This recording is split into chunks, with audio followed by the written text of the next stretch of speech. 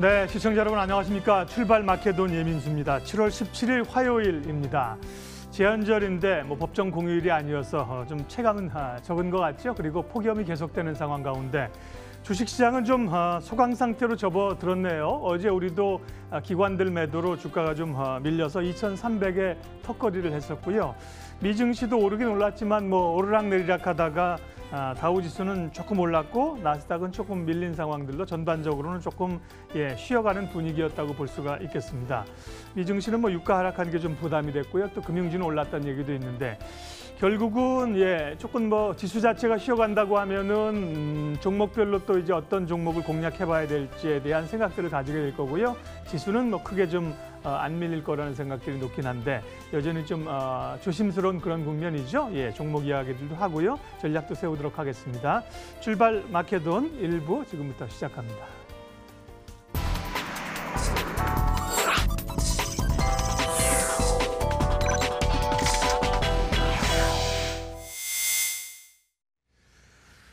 날카로운 시장 분석 한국투자증권 이프렌즈예요. 장용혁 팀장님과 함께하겠습니다. 어서 오십시오. 네, 안녕하세요. 반등을 좀 이어가줘야 되는데 어제 별 재미없을 거는 그러게요. 대충 알고 있어요. 기관들이 만기일 때는 또 일부 종목별로 미친 듯이 사다가 이제 또 어제는 좀 매물을 내놓으면서 역시 쉽게 가긴 좀 어렵겠다 이런 생각들을 가지고 있는 것 같은데요. 외국인들도 좀 주춤했습니다. 네, 어제 NDF가가 이미 튀어서 출발하는 하루였기 때문에 어제 하루 크게 재밌기는 어려웠었던 상황이고 어제 우리 아침 방송에서 이미 다 얘기했었던 부분이고요. 오늘 준비된 자료를 얘기하기 전에 이제 미증시에서 이제 체크 포인트들 몇 개 찝어드리면 간밤에 유가가 굉장히 큰 폭으로 빠졌어요. 그렇습니다. 일단 결론부터 얘기하면 지금의 유가 하락은 우리한테 반가운 소식이 될 가능성이 높습니다. 과거 방송에서도 제가 한번 이 증거 자료를 보여드렸던 기억이 나는데 과거에는 유가 올라가면 신흥국 증시한테 긍정적 영향이었어요.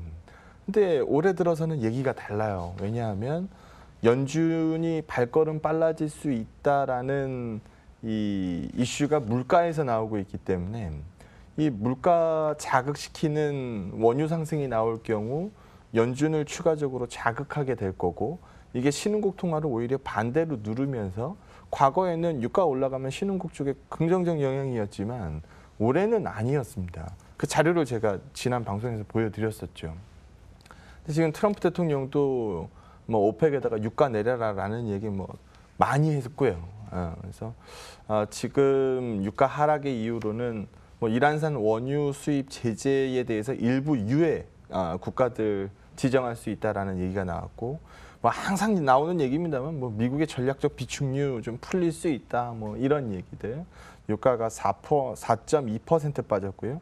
최근 유가 차트가 아주 수직으로 크게 밀렸기 때문에 이런 이슈들은 시장 오늘 저녁 때 또 이 제롬 파월 이 FRB 의장의 이 청문회가 예정되어 있는 상황이기 때문에 연준 의장의 이제 의회 청문회가 예정되어 있죠. 그래서 여기서 보나마나 이 통화 정책 얘기할 텐데.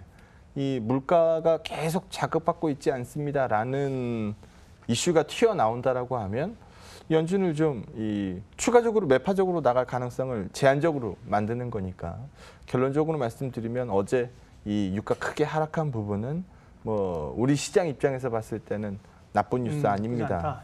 라는 부분 말씀을 좀 드리고 싶고요. 지금 나스닥 선물이 꽤 빠지고 있어요. 그러다 보니까 이제 잘 파악 안 해보신 분들은 또 미증시 또 난리 났는갑다 이렇게 생각하실 텐데 넷플릭스 때문입니다. 이제 장외 거래에서 지금 시간외 거래에서 10% 넘게 지금 빠지고 있는데요. 실적은 곧잘 발표했어요. 실적은 곧잘 발표했는데 가입자 수가 가이던스를 크게 밑돌았습니다. 이번 2분기 가입자 수 증가가 515만 나왔고요. 예상치가 620만 데이터였기 때문에 가이던스를 10% 이상 하회한 것으로 보여집니다. 넷플릭스 차트가 사실 가입자 수 추이하고 딱 맞아 떨어지거든요. 그래서 지금 가이드 대비 좀 부진한 가입자 수를 보여줬기 때문에 그 부분에 마이너스가 좀 반영이 돼서 일부 빵 기업들이 1%대 마이너스를 좀 따라가고 있어서 그게 이제 나스닥 선물에 반영이 된 거니까 오늘 뭐 장중에 거래하다가 나스닥 선물은 왜 이래요? 또 그럼 일단 팔고 볼까요? 이런 식으로 안 가도 된다라는 부분을 지금 또 선물 좀 네. 돌려놨는데요. 네, 앞서는 그래요? 이제 한 0. 제가 볼 때 0.9% 정도 밀렸는데 지금은 이제 또 강구합권으로 나스닥 선물을 좀 돌려놨네요. 넷플릭스 영향력이 클 수밖에 없거든요. 예, 그래서 그 부분 감안하고 보시면 네. 될 것 같습니다. 그래서 뭐 준비된 자료를 말씀드리기 전에 뭐 어제 미증시에 해당되는 예. 부분 말씀을 좀 드렸고요. 이제 준비된 자료를 한번 보면 어제 외국인들 어제 아침 방송에서 저희가 이 얘기했어요. 3거래일 동안에 1조 원 넘게 외국인들 선물이 들어왔는데 지금 여기서 보시는 것처럼 선물은 돌리기 시작했고 이제는 현물이 올라갈 차례라는 가이드를 충분히 가질만 합니다. 근데 어제 시장 분위기가 영 재미없었잖아요.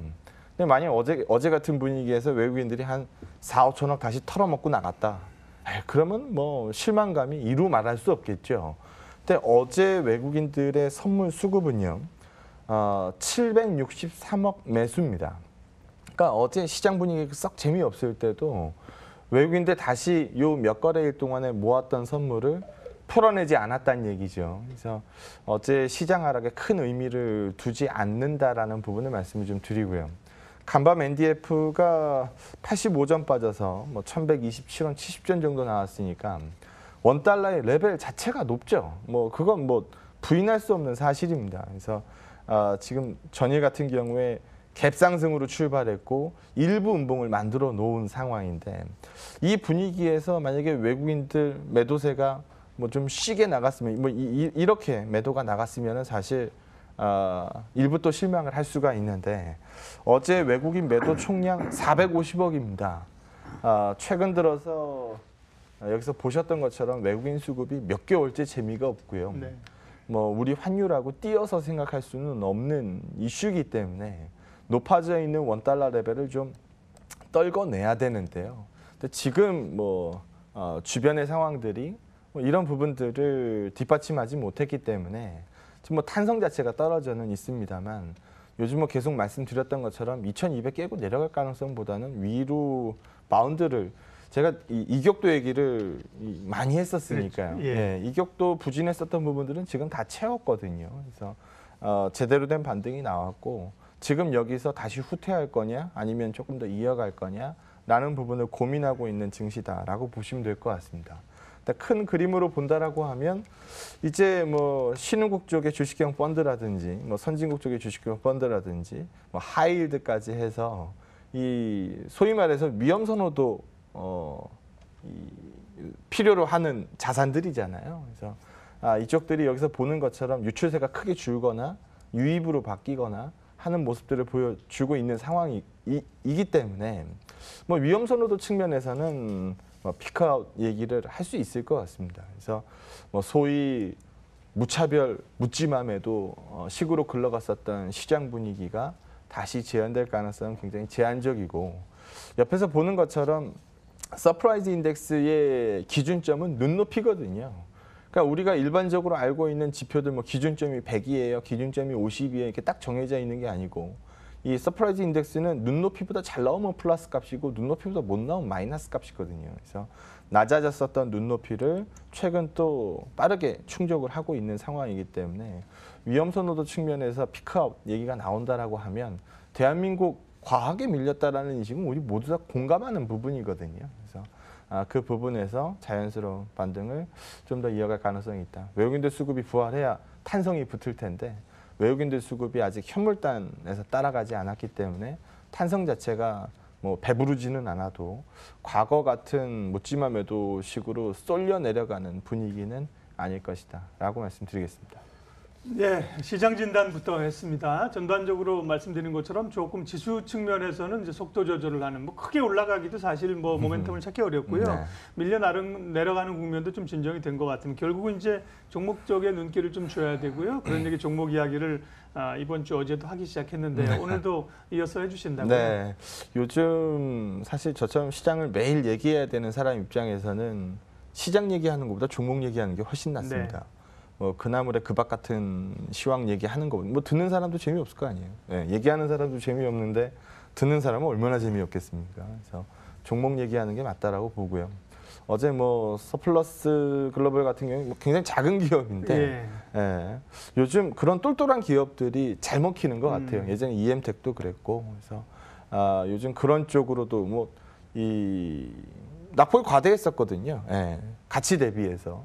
그리고 몇몇 오해가 있었고 어제 우리가 오해 얘기했었던 것처럼 장비가 묵어도 이게 손실 뭐 일부 나가기는 하지만 먹고 파는 게 훨씬 더 크기 때문에 이익률로 따지면은 절반 남습니다라는 부분으로 말씀드렸었죠. 그래서 이런 기업 아이디어를 지금 많이 뽑아내야 됩니다.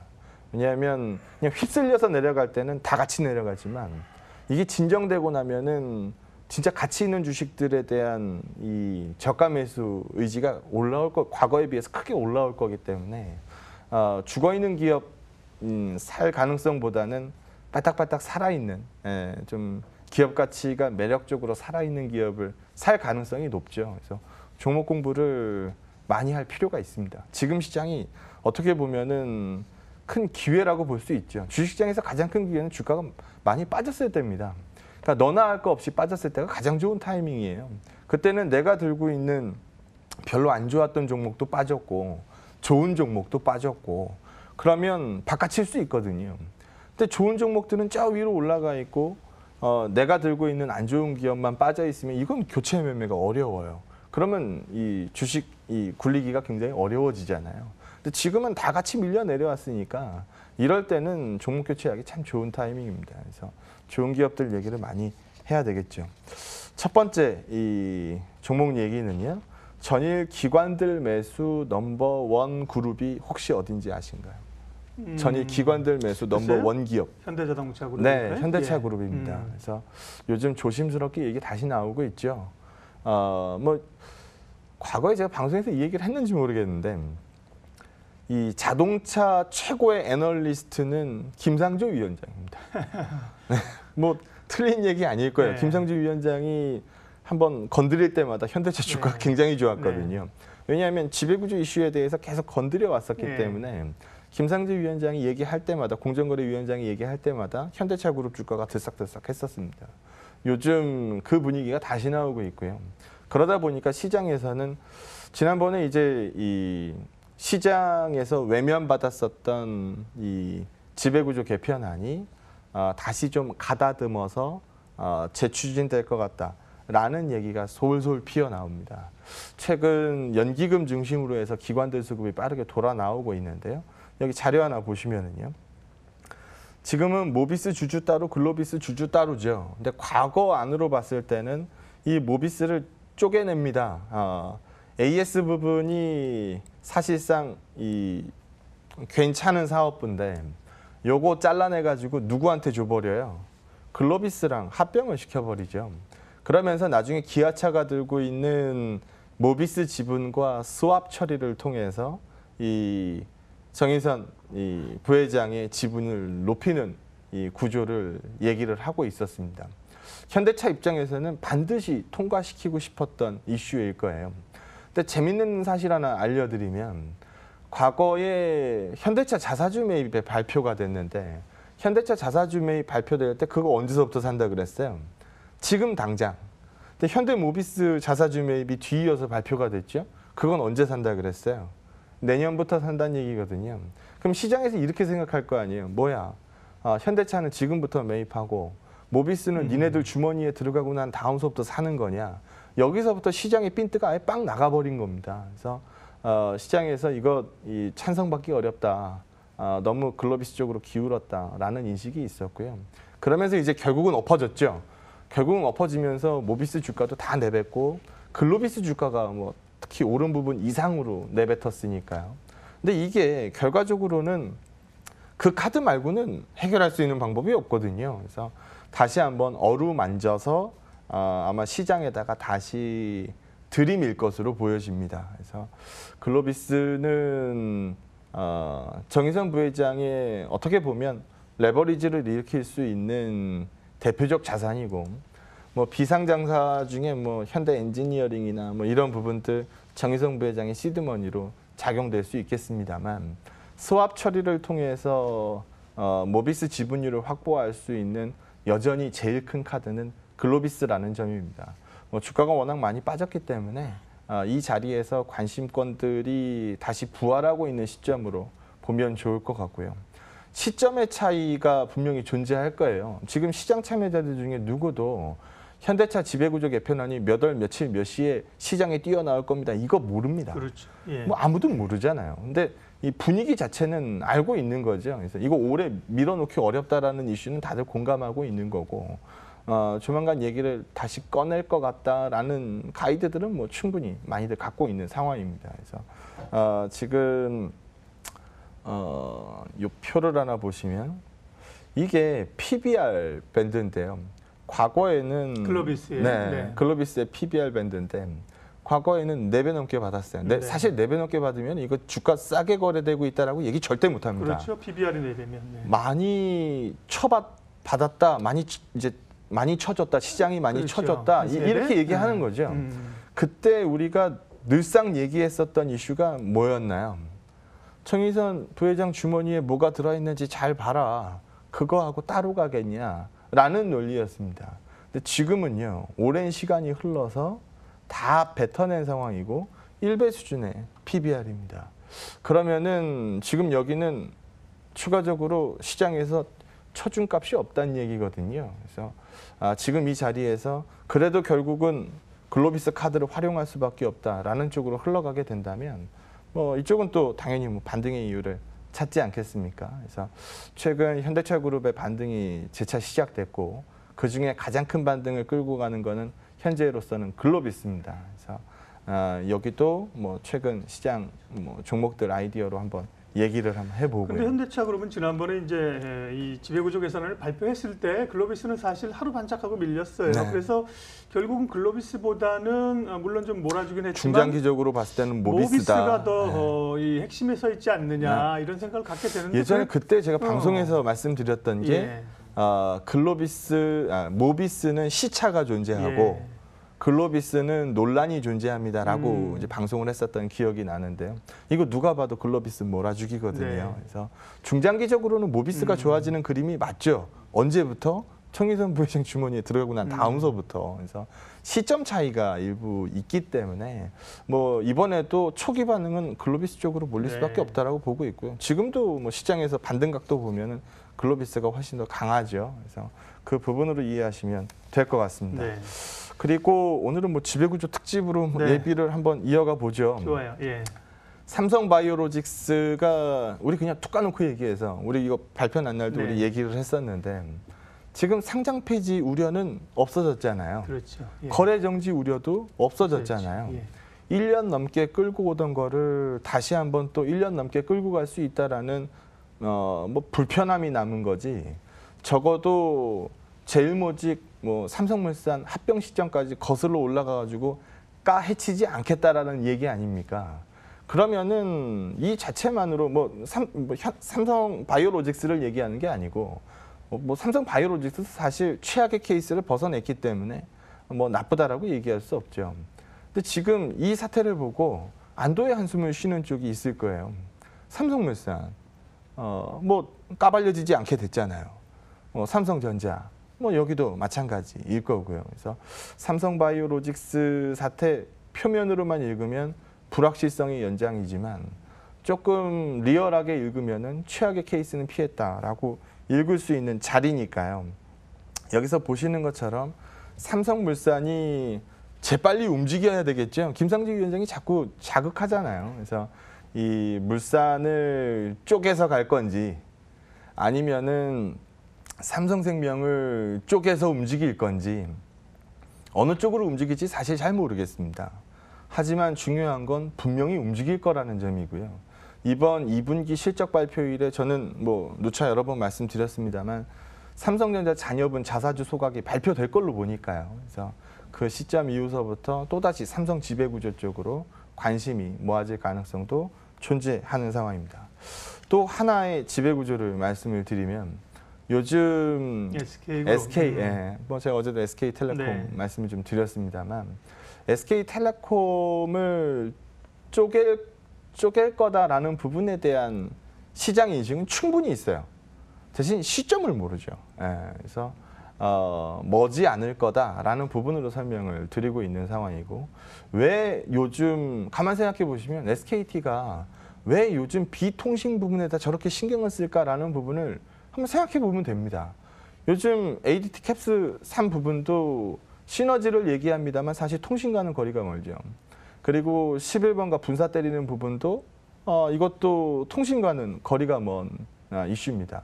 근데 요즘 SKT가 가장 열심히 하는 건 비통신 부분이에요. 그래서 이런 부분들을 주목하고 있는 상황이라면 과거에는 통신에 올인 찍었던 SKT가 지금은 통신 이외의 부분, 뭐 추가적인 구조 개편 이슈 해소 다음에 홀딩 컴퍼니가 SK텔레콤 홀딩 컴퍼니가 SK와 합병한다 안 한다는 사실 아무도 모르는 얘기입니다. 사실 이렇게 흘러가면은 SKT 주주들 입장에서는 반가운 뉴스는 아니죠. 예, 그래서 그런 쪽의 우려들이 일부 존재하기 때문에 좀 눌려 있는 상황이다라고 보시면 될 것 같고요. 그렇지 않다라고 하면 과도하게 눌려 있는 주가는 돌아 나오기 마련이거든요. 그래서 요즘 지배구조 이슈 관련돼서 요즘 뉴스들도 많았고 그래서 오늘은 그 부분 설명 한번 드려봤습니다. SK그룹도 이제 그림들이 좀 남아 있는데요. 말씀하신 것처럼 SK그룹의 지배 구조는 어떤 방향으로 어쨌든 가게 되면 지주사인 SK에게 좀 유리한 거예요? 텔레콤 쪽으로 가는 거예요? 예, 유리한 쪽으로. 텔레콤 홀딩 컴퍼니를 SK하고 중장기적으로는 합친다라고 보는 시각이 많거든요. 그렇게 되면 SK텔레콤 주주들 입장에서 난 가뜩이나 헐값 받고 있는데 이게 SK 주식과 스왑 처리가 된다라고 하면은 덜 선호하겠죠. 네. 그래서 그런 부분들이 일부 녹아 있다라고 봅니다. 네. 종목 이야기 또 주요 기업들의 지배구조 이야기 다시 한번 꺼내서 얘기를 했네요. 예, 오늘 장 전략 마무리하겠습니다. 예를 들어 뭐 이해가 빡 가실 것 같은데요. 닌겔 꽂고 있다가 몸이 안 좋아서 닌겔 꽂고 있다가 몸 좀 좋아졌다고 닌겔 바늘을 뺐어요.